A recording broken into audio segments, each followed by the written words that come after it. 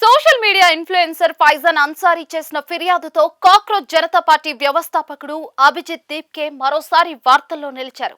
తనపై పూణే, ఔరంగాబాద్ ప్రాంతాల్లో జరిగిన దాడుల వెనుక అభిజిత్ దీప్కే అనుచరుల ప్రమేయం ఉందంటూ ఫైజాన్ అన్సారీ ఢిల్లీ పోలీసులను ఆశ్రయించారు.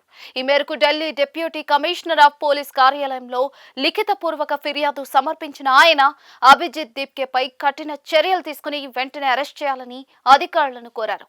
ఫైజాన్ అన్సారీ మీడియాతో మాట్లాడుతూ తనపై జరిగిన ఘటనలకు సంబంధించి ఇప్పటికే 2 కేసులు నమోదయ్యాయని వెల్లడించారు.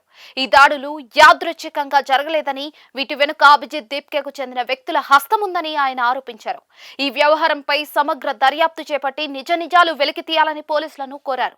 అలాగే ప్రజలు కాక్రోచ్ జనతా పార్టీకి మద్దతు ఇవ్వకుండా అప్రమత్తంగా ఉండాలని విజ్ఞప్తి చేశారు.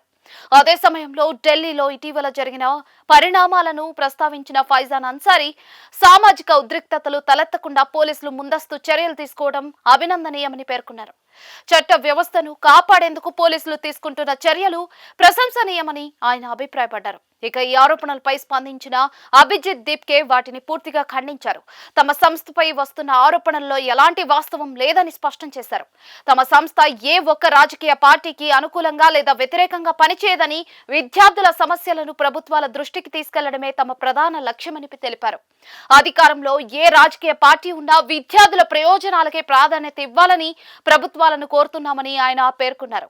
ముఖ్యమంత్రి, విద్యాశాఖ మంత్రి ఎవరైనా కూడా విద్యార్థుల సంక్షేమమే తమ సంస్థకు ముఖ్యమని చెప్పుకొచ్చారు.